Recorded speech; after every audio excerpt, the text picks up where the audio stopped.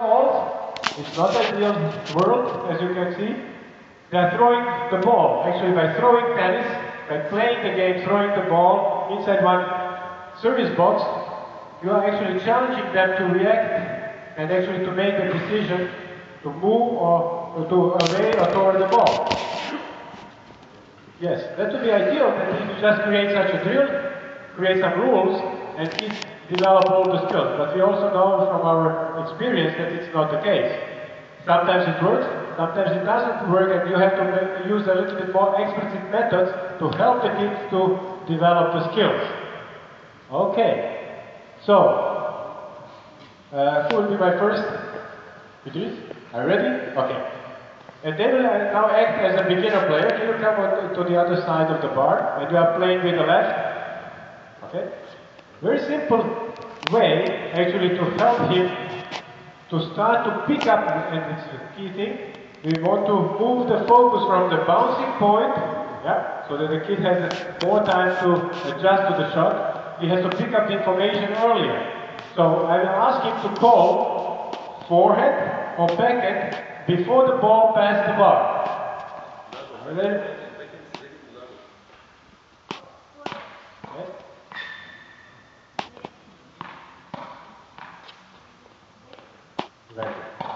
Very simple. So he has a visual clue. He knows also when I'm expecting him to say that. Very simple way. I just want to use this one as an example of shifting the attention of the player from bouncing spot to the actually flight or in the air. So very simple thing. I'm sure that you know many other options, and I'm asked to focus more on orange and green court, so I will just give you one example. And the key thing, remember, we want to move the focus of the attention from the bouncing spot to the flight before the bounce. In order also to play forehand backhand, we go forward. So to move from competitive rally, remember the Russian girls that are playing through the middle, toward the level of moving the opponent with consistent precision. There are several elements or several decisions that kids have to be able to make. One is when to play safe or away, depending on actually this wrong height, it's actually both the direction, depending on the height and actually direction of left or right. And actually where and when to cover the court. I put it in the middle, if you remember. Again, I will show you always some example of, I call it implicit learning, or it's called implicit learning or intuitive learning, that I will show here on the screen.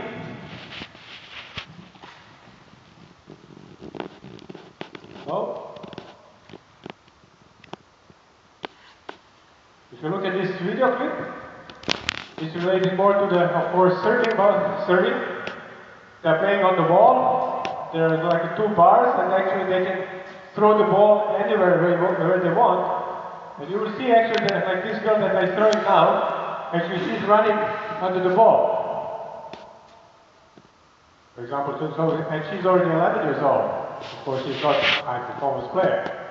But this is very simple drill, and you can see that they are also learning how to create a split step at the right time when the ball is bouncing without telling them anything. So that would be also an example of implicit or intuitive way of learning by just creating a situation in the drill.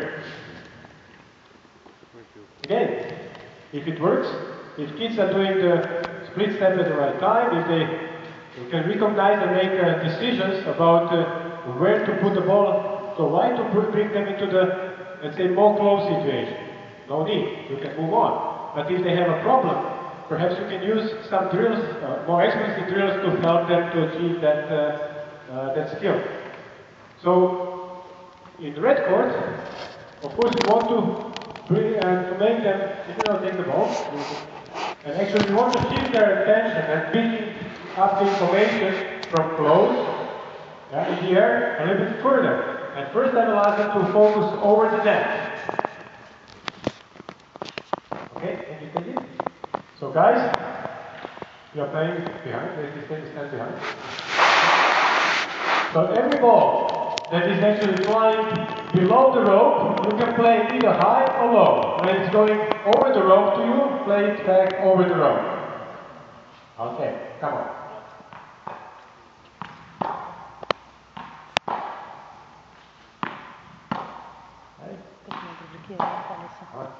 Of course, they're too good for this drill. Okay, one more time. So they're not making mistakes, but the kids that are 6, they want to play high, but the ball will come lower. Okay. This is the first ball low that he has to change. Because they're too good. Okay, very good. Come on. Okay, it's down. You can go up. Okay. So, what I want to do with this drill is that they actually develop this focus and actually pick up the information of making decisions, what they want to do with the ball over the net. Okay? If I would like to shift their attention even further to the other side, you remember what was the criteria? Actually, time, split step. So let us create a home base on every side. Just two. Just a two. Okay? Maybe behind, yeah.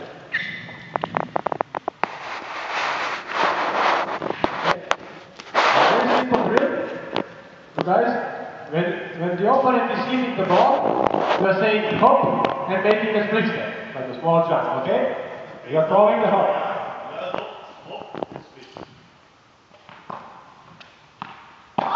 Very good.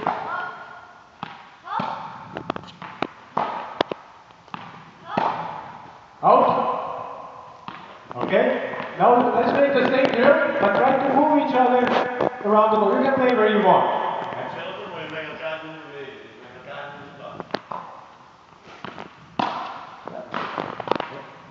It seems, of course, easy when they do that because they're already 9 years old or 10. Okay, one more point.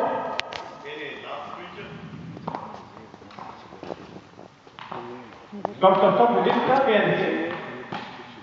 Very often they will lose the focus. I want them to be focused on the contact point of the first shot by Philip, yeah?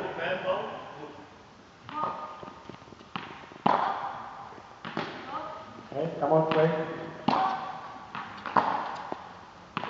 Of course, the goal of the drill is to have a tight split step and of course to cover the middle of the court. So two, actually, the goals in one drill. Okay? Now, the additional quality is actually that we have to teach them when to play safe and when to play away from the opponent. Now I will give you one example of the drill. Let me make this 3/3. Okay. Oh, remember?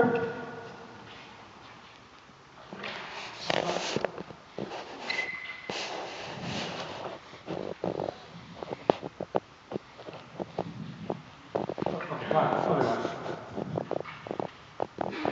So, if the ball is coming to the middle of the court, the player can pick up to hit to either left or right corner, the back of the forehand corner on the other side. If the ball is coming to the corner, the player has to hit back to the middle. I would say very logical or very like a safe decision, a logical decision. Als de bal centraal is, ga je direct kiezen voor een van de twee hoeken. Als de bal in de hoek is, ga je terug centraal spelen.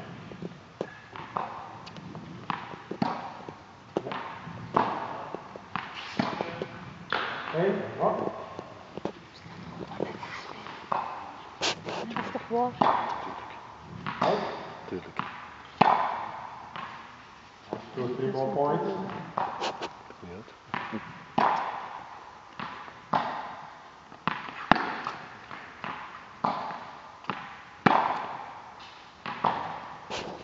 Good. Out. Oh, it is fine. Okay, one more point. Please observe now this drill. One more time. And my question will be after this. I actually expect you to do you like this drill? Or do you think it's not a good drill? Or any comment on this drill?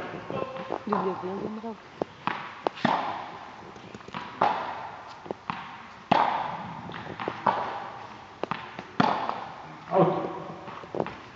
Okay. Can you have a short rest? So what do you think? Does this drill help them to make a decision when to play safe and when to play away from the opponent, depending on the direction of the incoming ball?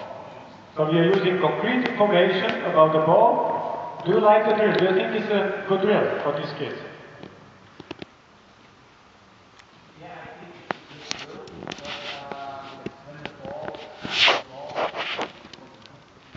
Hello.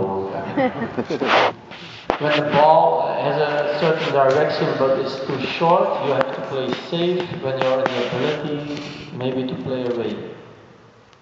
But when the ball is in the middle, you mean when the ball when is the ball is short. And when the ball is out of the middle but very short, they have to play safe. Yeah, I accept. This drill perhaps is good as initiation drill, but it's also quite prescriptive.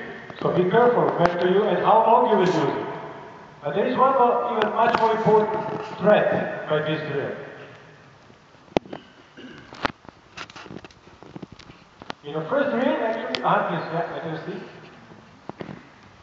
When one kid plays the ball in the middle and the other kid plays left or right, it stays always like that, middle or left or right, middle, left or right. Yeah, because they are too good. But you know that when the kids are of the right level, very often they are aiming for the corner, but the ball comes to the middle, so there will be a lot of possibilities because of the mistake. So yeah, and this is not, of course, all these drills are helping me. For some drills they will be too good, for some they will be not enough. You will see at the end. But it can be also a trap. But there is one more thing. In the first drill, actually, what was the goal of the first drill? I want to give their attention to pick up information over the net. True? In the second drill, I asked them to pick up information in a contact point of the opponent. Actually, I want already to develop recognition of early flight. And what is now in this third drill? What is the clue when they make a decision? You only look at the bounce. Exactly. And I was deliberate now making this to make you aware. Very often by decision-making drills, we like to create drills that the coaches, by putting the target on the side of the court of the player. What you are provoking actually is the late decision-making. Again, by this kit, for sure that will not do too much harm if you are using it as an introduction drill. But using this type of drills, actually you are provoking opposite thing, that they are actually waiting the decision too much. Any solution? Can you take out this? Oh, actually you can leave it. Alex, come to the other side. Do you have any proposals how to improve the drills? Really? Okay, I'll give you a very simple thing, right? So, Idrisi and Alex, you can play to the corners at the time when you are not really running after the ball. If you run after the ball, I would like you to play the ball back to the middle. So I'm opening. It's more like an intuitive way of learning. I'm creating just a rule. Of course, when they are running, when it's difficult, play safe to the big target. When you are having a comfortable position, play away from the opponent. I would say it's a very simple and logical guidance. Okay?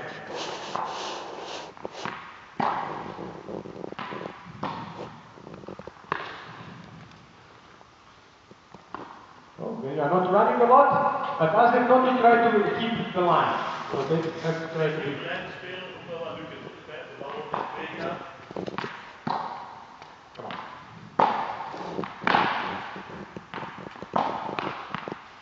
It doesn't matter. He was not really running, yeah? So he felt that he has a comfortable situation. So it had to be much more open drill. And it, actually not emphasizing this late decision making, waiting for the bounce. Okay, very good. Last point.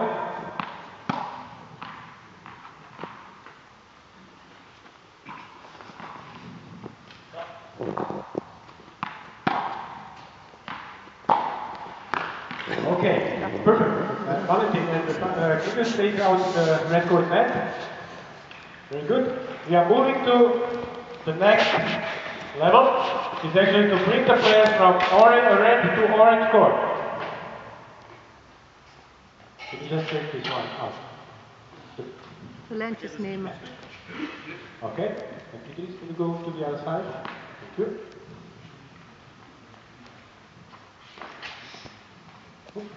What's up now?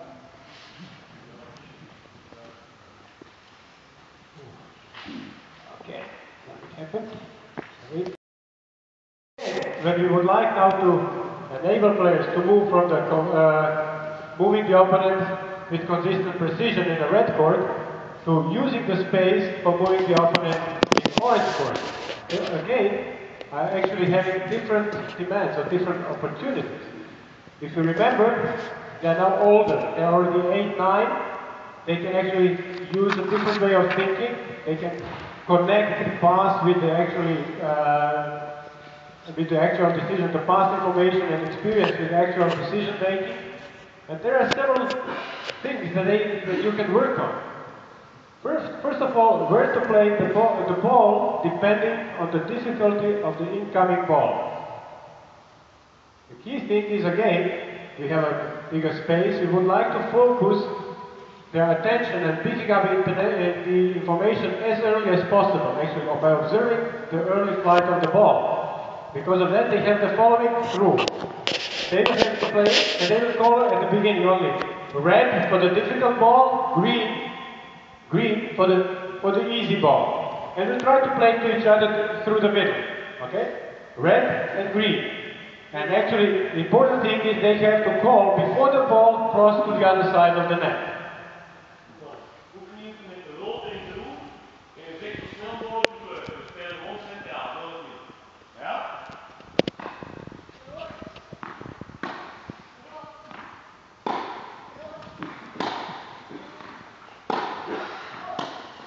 And he said it. Stop. Idris, when you are saying the red or green, when the ball is on this side or when the ball is bouncing?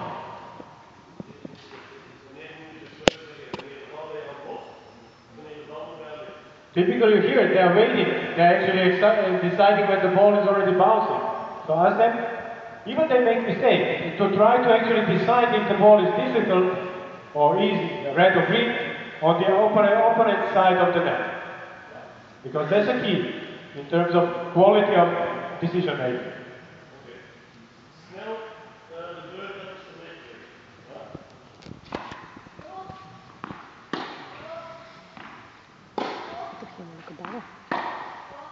Right? Okay, I will give you a sign. When the ball is crossing the net, I will make a sound. Beep. Okay? You can match if you send it at the right time or not. Come on.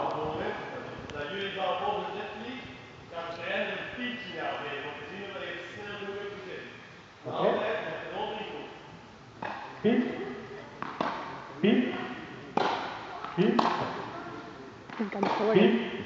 You don't need to hit harder. Beep, beep, beep, beep, beep. Okay? Beep. Beep. Beep. Beep. Beep. Beep. Beep. Okay? Sneller. You feel? When they say the ball is already on the other side, I would like them to be much quicker. Let us now make the same thing, but a bit more difficult. We will include also the yellow color. So it will be red, yellow, and green, and also a little bit more demanding in terms of what to do.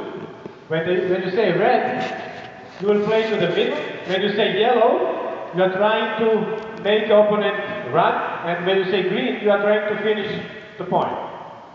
Okay?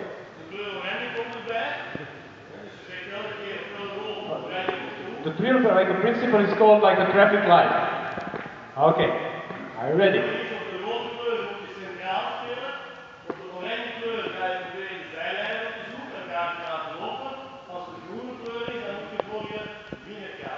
Okay.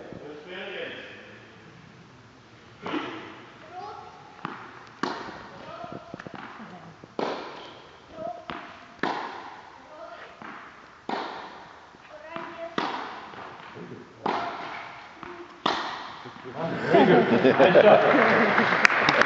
Few more points. Ik denk dat hij domineert. Met 1112 dat hij domineert. Perfect shot, bravo. One more.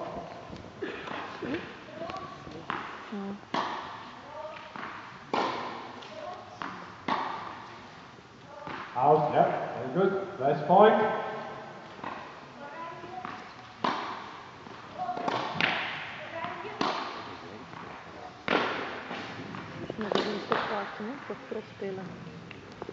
Okay. Another option, of course, can be, that was more explicit way of learning. Another very simple option to use the so-called intuitive learning is I just give them a ball, they will play points. Okay? And I can ask you, okay, let's start. You will start with the serve, with orange court, and you are playing the points, and we will count how many points you can win by actually making the opponent run.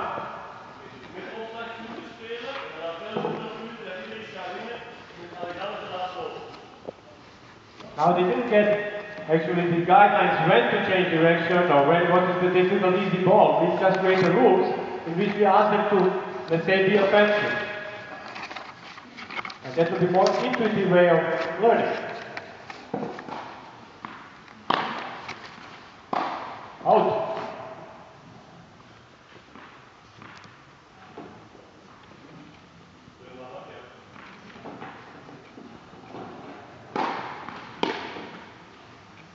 You can see that we are using green balls on orange court because the guys already used to be playing with the green ball. With the real orange court players, I would use orange balls on the orange court.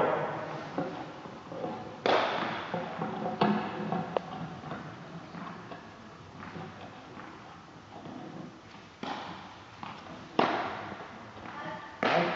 One more point. Now you can feel that actually the problem, they're making a lot of mistakes. Actually unforced errors in actually making decisions when to change direction, when not to change direction. One more point.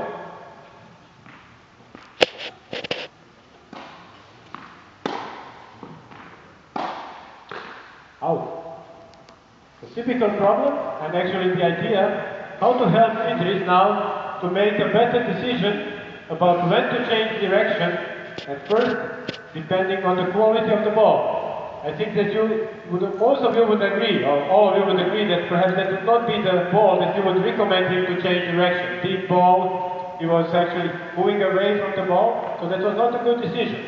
So let us help them by the following. Yeah, okay, you can, yes, just put these two lines, yeah.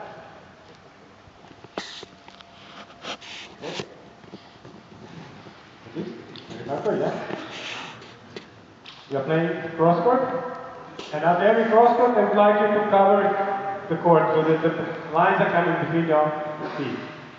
Okay? And okay, let's make just one rally, then just make a rally and covering after the forehand cross court, covering back to the middle, or actually to the covering the court.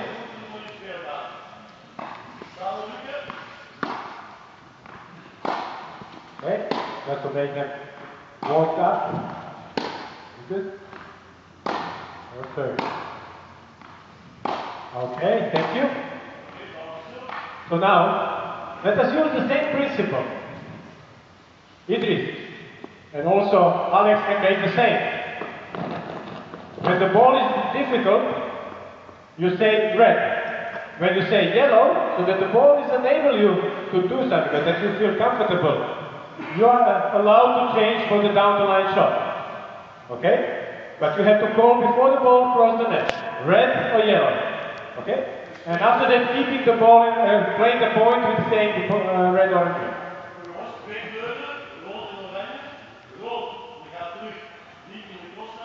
Okay? Okay?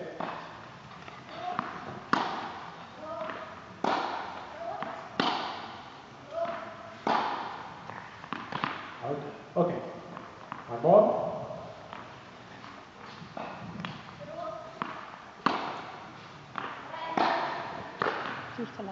But did you want to change direction or you want to hit the winner? Did you want to make him run for the ball or you want to make the winner?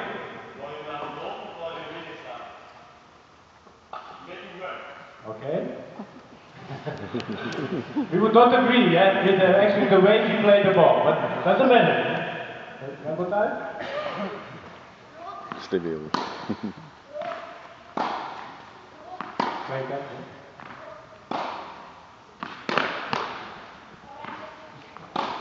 Okay. He said orange, but actually intention was to hit the winner. One more time. Yes, first, aha. You were sleeping, Idris. Are you ready? You're ready? I'm giving the ball.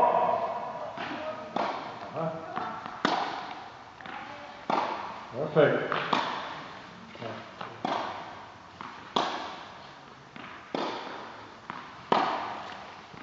Okay. Just to give you one idea, if my player would say like him, yes, orange, but he's actually going for the winner, I would perhaps just close a little bit the drill and I would ask him the following. Okay? You're making the same, but when he says orange, he has to hit the ball that will bounce over the basket. Okay, and we stop the drill, so we stop the rally. It's not after that point, shot there is no more rally.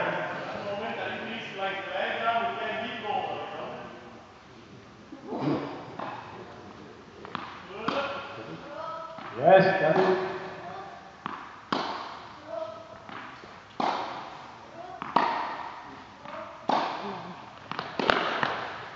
Okay, one more time. If Alex is getting the orange ball, he should just remain if he has the same target on the other.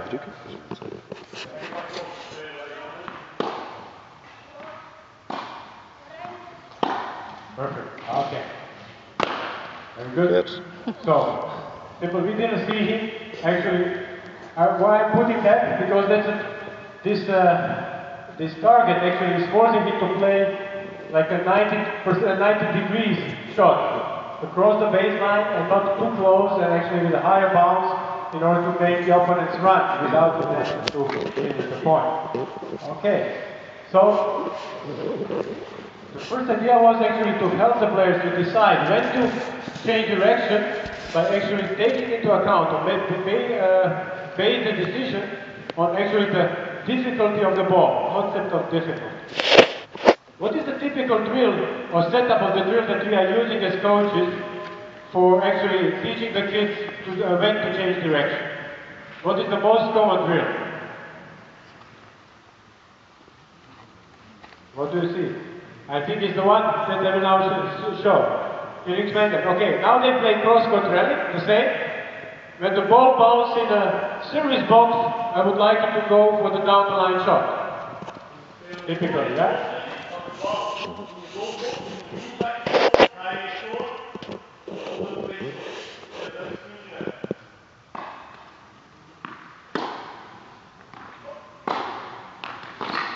Okay. What is again the problem? Again, we are waiting for late decision. And sometimes it can be a short cross, it's a very difficult ball, it's not really the ideal shot. Okay, one ball.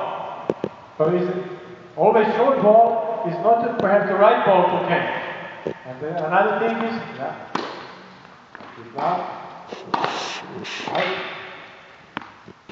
and also for me, more important problem is by letting the ball bounce, you are provoking late decision making, late making of decision. So be careful with such drill construction. Okay. Another element that we said you can use by that age is also to pick up information, to use information about opponent's position. So now can you give me one balloon and you can take one?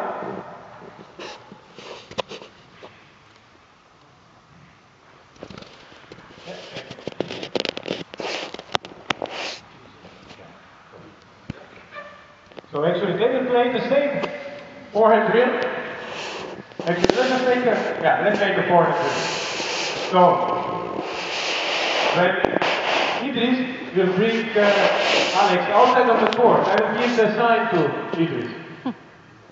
And also the same will make the feeling for Alex. And this will be the sign that they are, by the next shot, they can hit the ball down the line.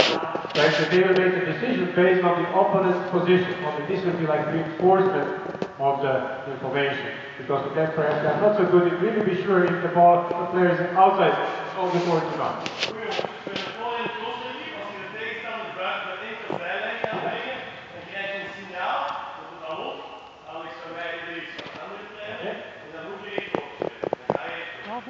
Are you ready?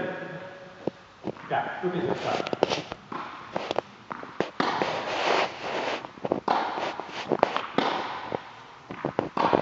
Very good. Now play the point.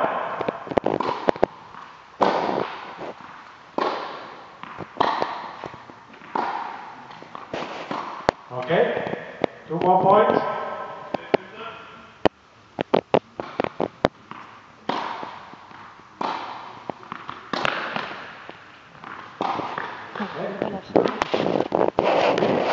So that helps them to wiggle. Yes, when he brought the player outside of the court, there is a big opening. At the time, perhaps we go for another side.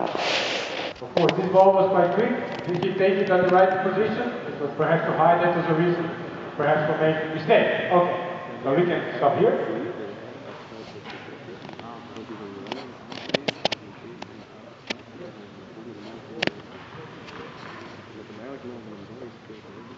So,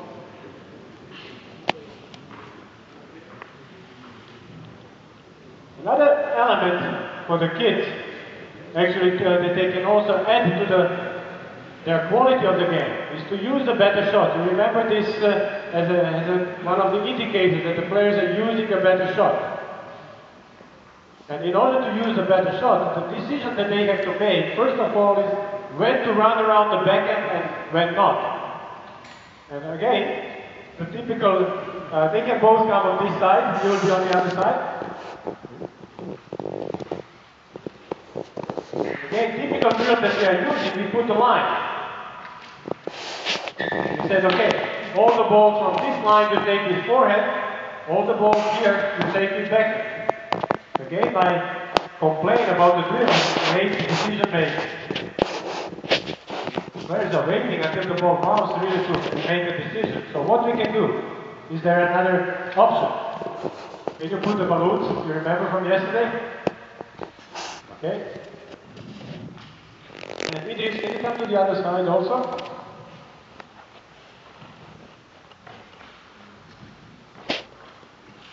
I will give the balls. Don't worry. You can help it to make for the back and cross court. Ready?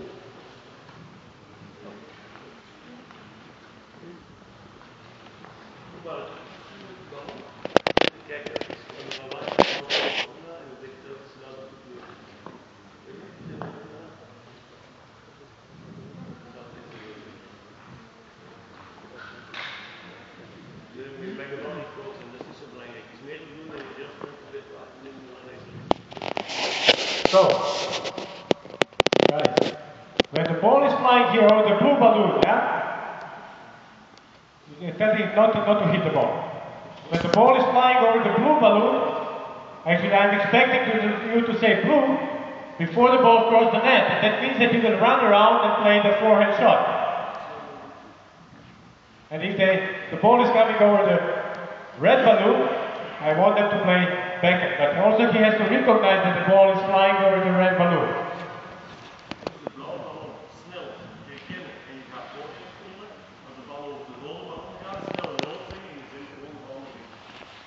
So obviously, again, I want to focus them on early flight of the ball, not to wait there, actually to recognize here if they will actually play forehand or backhand. Either to play forehand shots down the line, backhand shots cross court. Okay, ready? 4 balls each.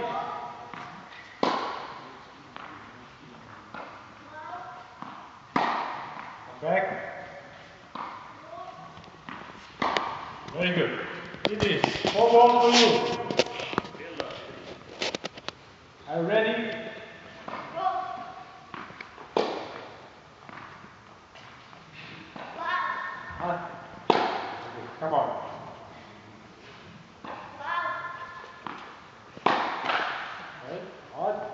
out. Simple idea, I would say, but very effective one in order to move the decision making on this side. But will give them, of course, a lot more time to prepare. They are very often very late, but the reason is because they are waiting with their decisions. That's a key problem, in my opinion. It's, you have to really learn, it's about how to optimally cover the court. They should be able to cover this section of the possible shot directions. And I hear that actually it's something what you know, so I will not demonstrate with that because it would take longer time. You just take a rope and you ask them to actually count the number of steps.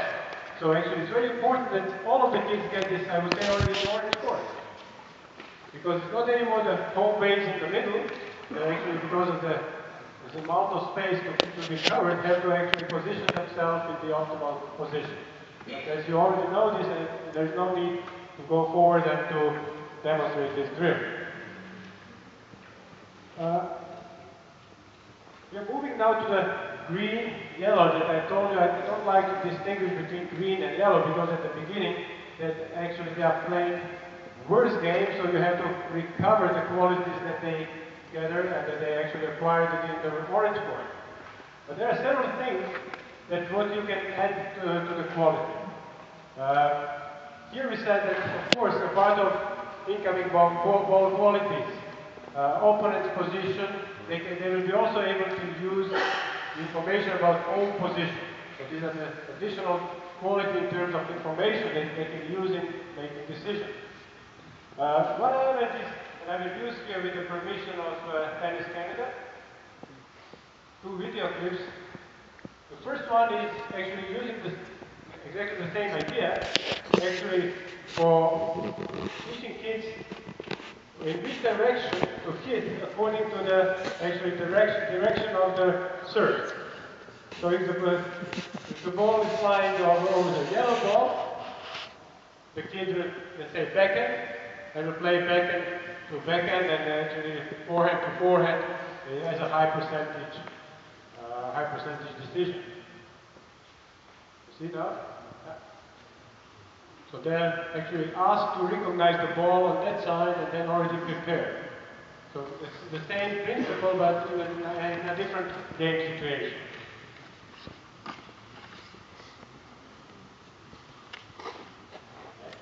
It's a short example. Okay. Also, at the time when they are moving to green court, if you remember, I told you the kids we would like them to prepare to be offensive. And offensive for me means active. I want to see that they have active thinking. They are looking for opportunities. They are building up the point, not just bringing the balls back. And one of the decisions they have to learn to make, it is going to go to the other side. Yeah. And they will try to do this drill after they see. It's actually called trouble bubble. Trouble bubble. Actually, for them is to recognize when the opponent, now they're using the opponent as the source of information, is having the contact point inside the comfort zone or outside of the comfort zone. And it will be explained now by this drill. You can tell them that. Okay.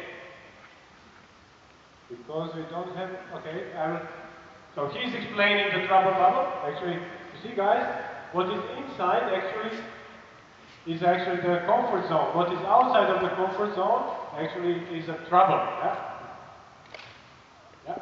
So when he's hitting away, or low, or high, it's trouble.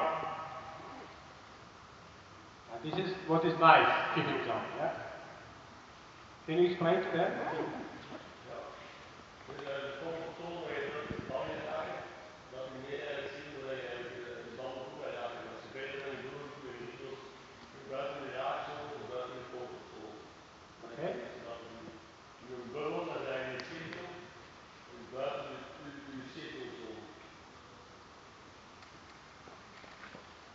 So was it outside or inside the circle? Huh?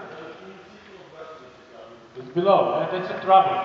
So you will tell them, now they will play points, and actually they will just say, when they see the opponent hitting outside of the comfort zone, they will call trouble. Or if it's for them difficult, you can ask them to say that in Belgian language. It's easier for them. So when they see that player is in trouble, actually I want them to try to finish the point. Nothing else. Let's try to finish the point with the next shot.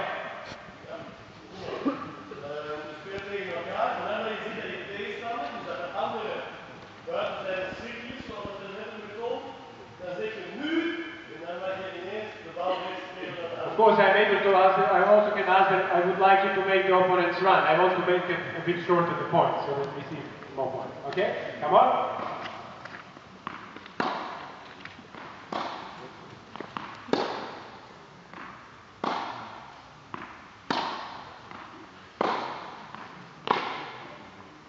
Did you say trouble? Okay, good. Okay. But try to create a trouble position for the opponent. Of course, now, it's, again, I'm using it in a way, example of intuitive learning. Ask them to try to bring the ball to the opponent so that he's in trouble, so that he cannot play in the comfort zone.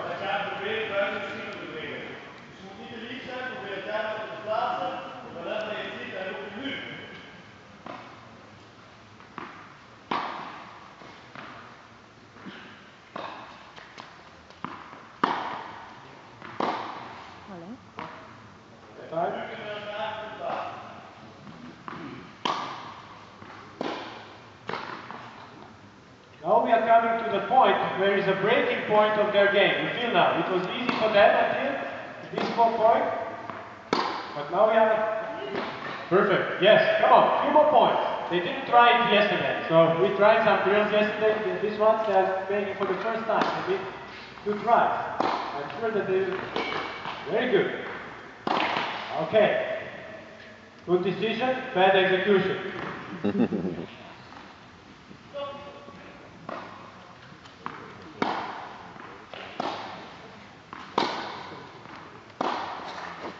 Out. But already you feel what you wanted to do actually. You wanted to play high ball in the second. Come on. Okay, come on. And now you can also observe what kind of ideas or understanding they have about how to create a trouble for the opponent. Good. Perfect. Very good.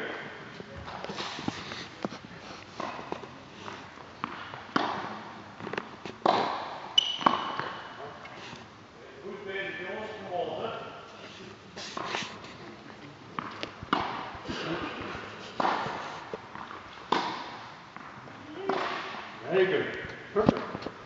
Obviously, the way they create a trouble for the opponent is actually by hitting away.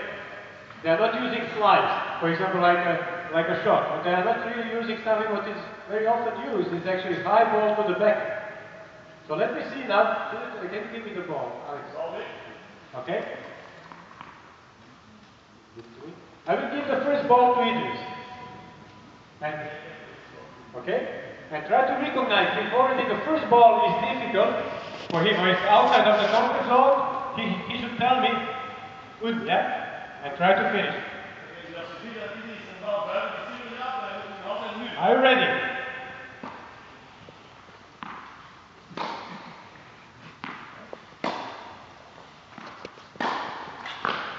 No, why? Because I'm using green balls and quite a small court. So let us now move them to really a green court.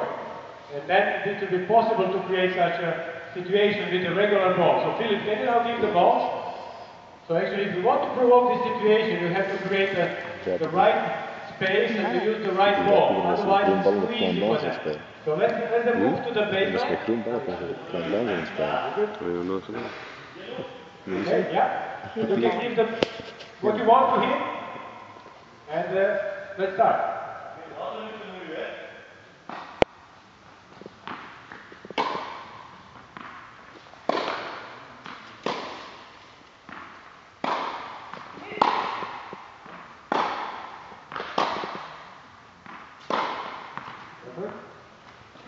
But was it really outside of his comfort zone? was quite good, okay, but he was thinking here, first of all, he's showing me that he focused his attention at the right time, at the right place. That's the number one thing that I want to actually practice now. And focusing him on this contact point that he actually realized if the opponent is in trouble or not. Well, a few more points. Yes. Nu hoor ik wel een nu al. Ja.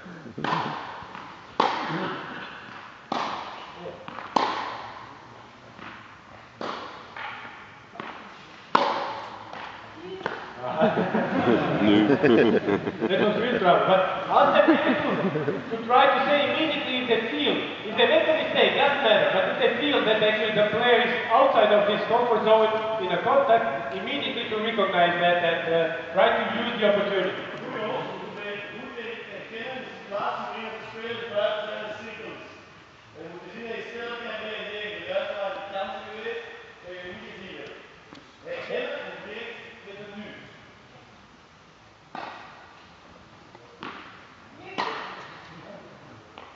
Yes, okay, one more.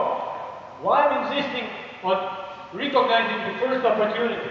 Because when you are preparing the performance player, actually at the top level, you have to, you already at the top junior level, you have to use your first opportunity. You cannot wait for the third opportunity in the point. So it's very important that the kids, I would say, acquire this skill as soon as possible and practice it, of course, during the career. 2 more points.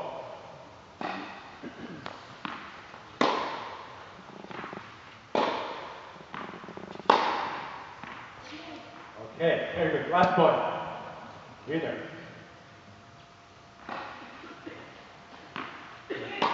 Yes.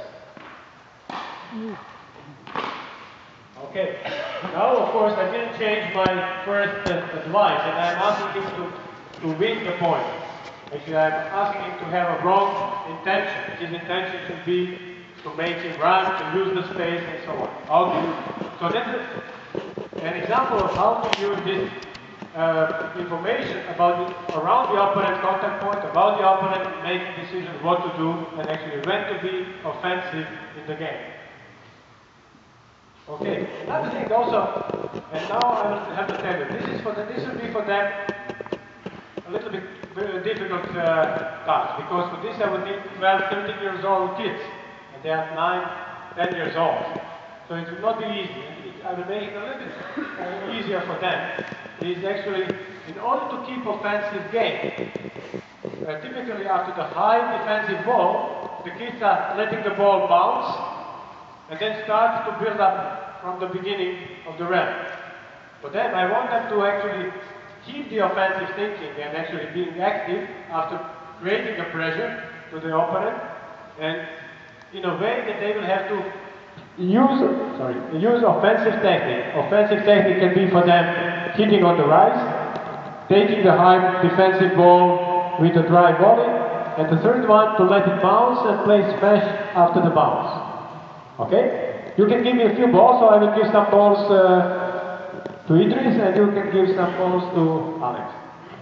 No. Regular balls.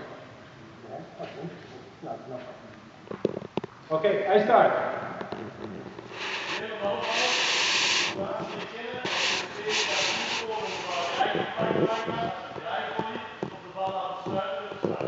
And actually I will help them by giving them some, it's not ideal clue, but actually I will give him one clue. When the ball, because the first ball I will give quite difficult to Idris, yeah? And if his defensive ball is flying lower than the lights, okay? Then he can pick up one of the two decisions, to hit the ball on the rise or to hit the ball with a dry ball. If his defensive ball is higher than the lines, he had to let it bounce and play with the smash after the bounce.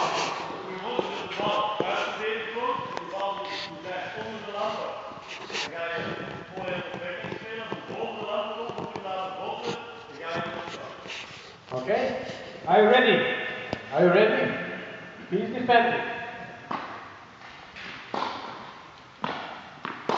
Okay, play.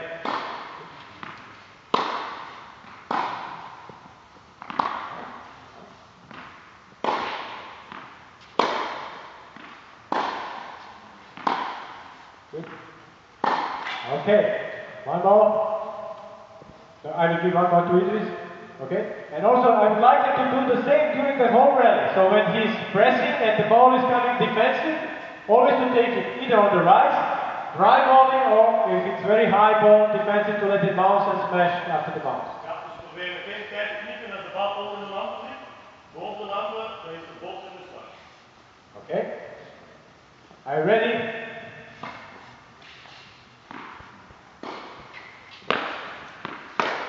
Okay. One more. I will change a little bit now. He will get directly from me the ball. This ball was now reaction to the opponent's, let's say, defensive ball. But now I will play defensive ball. You have to recognize and then you have to make a decision according to the height of the ball. Okay, so I'm playing this defensive ball. He's making decision to play the dry volley or smash after the bounce, and they're playing the point. Are you ready? Good recognition. Okay. Are you ready? Stop. You have three options to take it on the rise, take it with the dry volley, or smash after the bounce.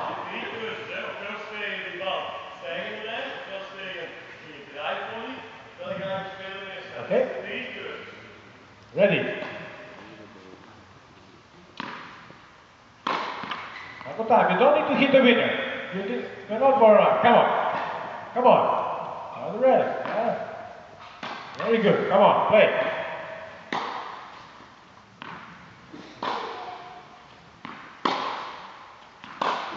Very good. Hey. Okay, good. Can you give some balls to Alex?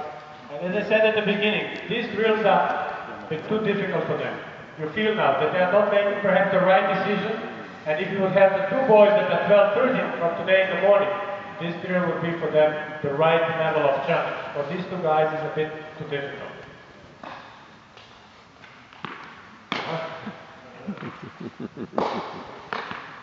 Ask him, was it a good decision? What do you think? Oh, okay. But they see the ball. Yeah. Very good.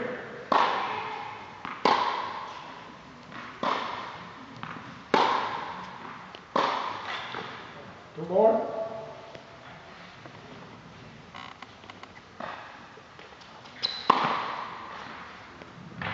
Ooh, that was the right one. I didn't see it even, so quick, yeah? Okay, very good. So, we went through the direction of the serve, and actually there is one more thing that you can teach the kids at that age. And we said that is I would say, already at the age of 10 you can start, I would say, with mature kids, but with many perhaps will also not be so easy in doing and using this information. It's about own position in the court. So I will just create a very simple drill for them. When they're in the court, they can play away so that to make the opponent run. When they're playing behind the baseline, I want them to play safe. I don't want to tell them where, but tell them to play safe.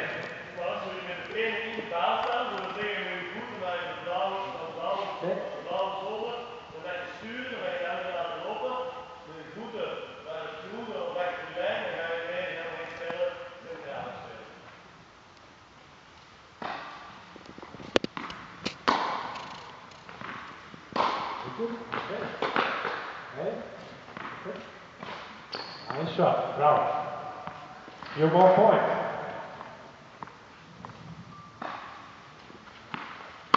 Very good. But look, ask them to make him run, not that they're inside and they have to make a winner. That's a typical problem for the kids. When they have opportunity, they go for the winners instead actually to create the situation in which the opponent is running, actually to make him run.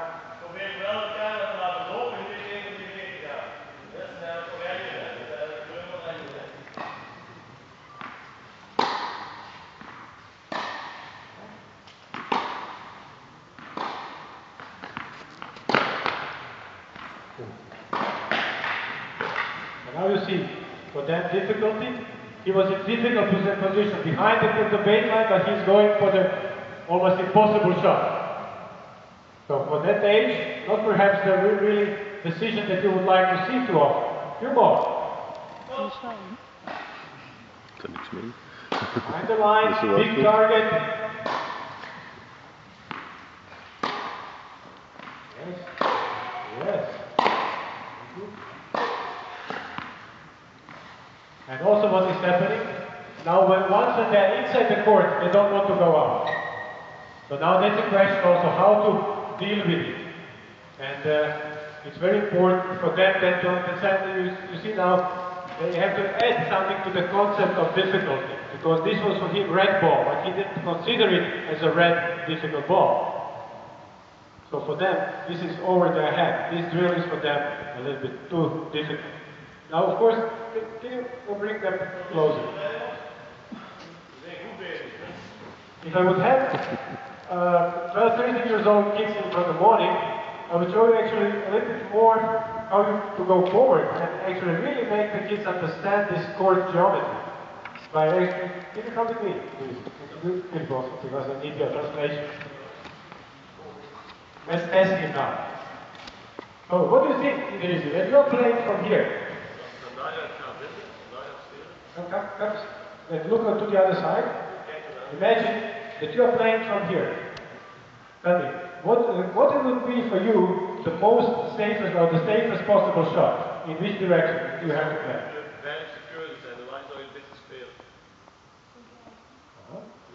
In the middle, very good.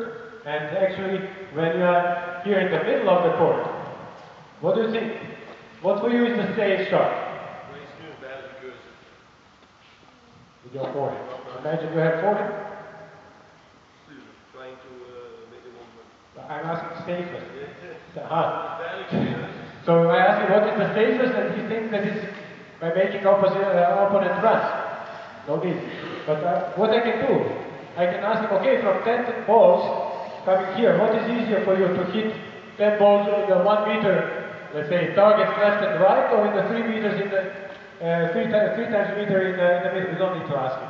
It's for coaching. Yeah? So actually, by that type of conversation, I would like to bring him understanding about actually which are the, let's call it high percentage shot, which are the low percentage shot from different positions in the court.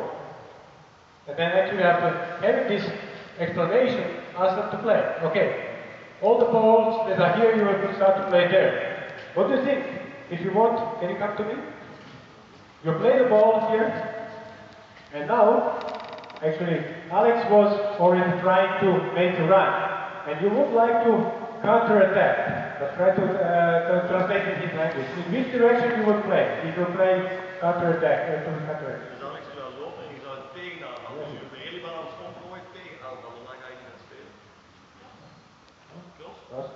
Very good. Counter-attacking. And actually that's very important because at that age, very many kids, when they want to counter-attack, they're using down-the-line shots.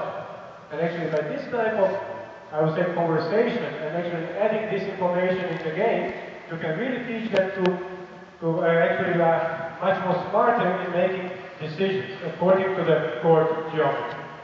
Okay? So, that was the last drill that I used Idris and Alex, and I would like to thank them very much. They were excellent in demonstrating all the drills. Thank you.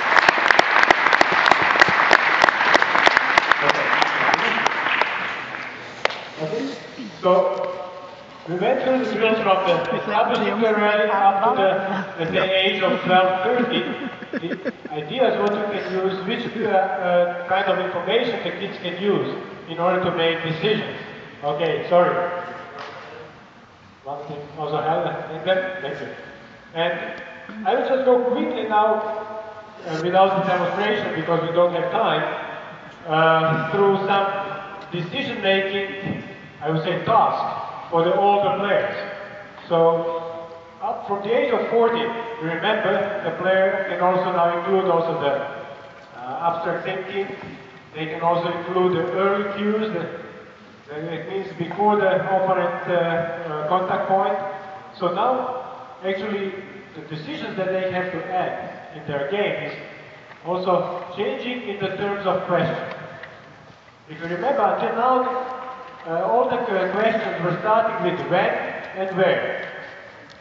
And now you are seeing the question that is more conceptual, it's how. How to create pressure by using a weapon.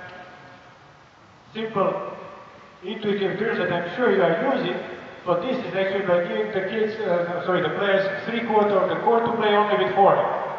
And you let him discover how he can actually create the pressure. That would be, let's say, intuitive drill. Then, how to create advantage in a cross-court rally. Yes, how to combine different shots in cross-court rally to create advantage. Unfortunately, I don't have players and we don't have time, otherwise I will show you the drill. There are other things like how to win points by using my patterns. How to win points to use my patterns. When to use calculated risk, it's actually only a variety, and then depending on the strengths, the opponent's characteristics, and so on. So, 3 simple guidelines for you to create your own decision-making drills. Because what I showed you today, I'm sure that you saw already several of these drills. For me, that was more an illustration of the framework that I'm trying to pass to you, than actually to tell you all the possible decision-making drills. And actually, I used quite the simple ones for them and for explanation and so on. So, first step in creating the decision-making drill is try to create a question. And questions can start with when, where, how. Very simple thing, for example. Okay, I would ask you this. What do you think if when you ask me about the pro chart? So about the pro chart, when I would ask him, okay, when you see the player that he's moving away from the baseline, in which direction you would like to approach? Obviously, if he's going, let's say, back and to the side, let's do the cross court. If the ball, if he's coming close to the line, it can be to go down the line shot. Or where to play the volley. If the player stays behind the line, play short volley. If he's coming in, play behind him. So you can actually create tons of drills. And there are so many decisions that you can practice with kids. And some of them will need to practice some kind of decisions, and they will intuitively make a good decision in some of them. So please don't think that I told you that you have to make these drills, 1, 2, 3, 4. Not at all. Recognize in which elements, in which decision-making skills they have problems. That's very important. So, first, create a question. When, where, how. When to change when not to change direction. When to go for a big target. You can make different types of questions that you know that the players are confronted with actually in the game. The second thing is to create the rule. Like from cross court to down the line. You will play from cross court to down the line, and then actually I gave him mainly for the kids, of course, visual cues. If the ball is yellow, before the ball crosses the net.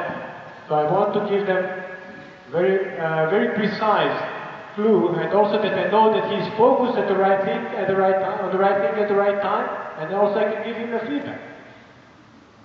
So these 3 elements, actually you can develop many different decision-making drills depending on the situation and depending on the needs of your player. Of course, apart from visual cues, you can use also other types, like if the player is in balance or not.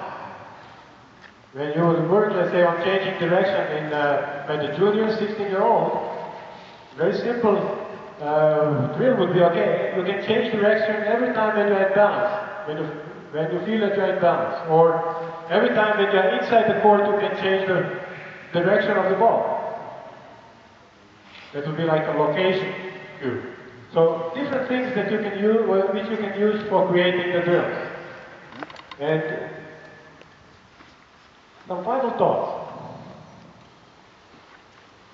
I'm quite sure that many of you found that the decision-making drills that I'm showing are actually creating, let's call it predictive answers or predictive decisions.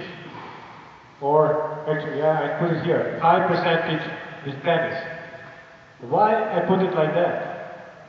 Because even if you go to the international level, 14 and under, top players, actually they are top players because not they are hitting much harder, but they are making much less stupid mistakes. So the fundamental of the successful game at the young age, for sure, is actually the high percentage game. And even you can come up to you can win Roland Garros with just being very consistent and playing high percentage tennis. But yes, at the same time, I'm sure that it's not enough at the pro level. And at the pro level, actually you need to add variety into your game, otherwise you are too predictable. Should it start at the pro level to add it? No, not at all. And that was additional actually presentation that I asked Valentin to give me time to tell you, also with the drills, but we didn't have time. So I will try to summarize in just 2 minutes the whole presentation. So when we talk about adding variety to the players, I believe first thing that you have to use and what will create this variety is actually if you are using this intuitive or implicit learning drills. So actually when you are not making the explicit explanation, every yellow ball down the line or change direction. When you make open drills, and actually when you are creating the drills in which they will have more options, they will actually automatically also go for, or they will have the chance to develop a variety. And also, it's very important, I think you are familiar when I'm using the term discovering style coaching. Is it okay? You know? Discovering style, so actually by leading the players to find solutions by themselves. This style of coaching is very important to be used in order to develop variety and creativity by the players. Another thing is, even though it's not perhaps the best phrase, hiding intention. Actually, for me, that is very important already by starter players. When I see somebody who is a bit talented, for me, it's a big concern. And what it actually means hiding intentions when we talk about teaching beginner players. For me, that means that you are avoiding, for example, saying, every time you play down the line, maybe from cross stance. Or every time when you play cross court, you play from semi-open stance. And very many teachers, tennis teachers are teaching that way. So actually I would prefer teaching kids by actually tossing the balls 3 meters from the net, short distance, but I would toss the ball and when the ball is crossing the net to cold direction. So what I would like to provoke, that they prepare for the both direction, cross court and down the line in the same way from very beginning. And it doesn't matter if they will be at the end pro players or if they will be club players. Very simple thing, but if they always practice cross court from this, even without telling them, but if you are just doing this 100 times and then they just take another position for the just down the line, you are teaching them actually to tell to the opponent about the direction. And you know, at the top level, even the fastest balls are not enough to create real advantage if the opponent can read the direction of your shot. So I think this is something what you have to start to think about at the very, very beginning when you are working with, I would say, even beginner players. Then in the junior age, they should be able to add information. So actually when you said, okay, changing direction based on difficulty of the ball is perhaps the starting point, but then adding opponent's position, then adding actually the own position, by adding more information in their actually decision-making process, they will be able to be also more variable. They will be able to surprise the opponent. And of course, by taking into account early cues. When I see the guy running like this to the middle, of course, that's the sign to play behind him. But if the kid doesn't see that, then he will not use it. Of course, at pro level, but for the pro level, the player should be able to use also, you understand the phrase, calculated risk? I want to keep him honest, so 20% of my shots that have to go cross-court, I will play down the line just to keep him guessing, otherwise I will be too predictable. And also, by playing according to the score. And I like to use actually one example. It's about a point in the final, I think it was 3 years ago, but correct me if I'm wrong. It was the semi-final between Djokovic and Federer. And it was a match point for Federer. You remember serving out, first serve, and actually Djokovic was hitting a winner cross-court. Was it luck? No way. No way. Because everybody who plays at the top level knows that actually Federer's strength is forehand throw.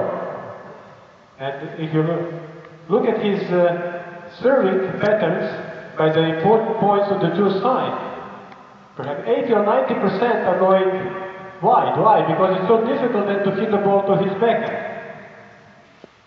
Yeah? So actually, Djokovic is quite a smart guy, you agree? And he knows that too. So if you look at that point, and I really studied it, so he already moved a little bit to that side. Yes, it was calculated risk, but not based on just luck. No, he knew very well his opponent. Second, also, which direction he picked up? Cross-court. Why? Because it's much less risk. He was offensive in actually high percentage,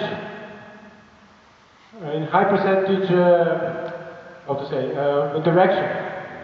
And also, he knew one more very important thing, that what Federer likes to do is to dictate the points when he is in front. And he knew that he has to take initiative, he has to take this risk. But actually he prepared his risk in the best possible way, based on all his knowledge and 20 years of practice. How many of such shots would be so good? That's a different thing, but that was not luck. He did everything that luck works for him. So, thank you very much for your attention, and I hope that you will try to do these drills and to develop more decision-making skills in your players, because it's so simple. Thank you very much for your attention.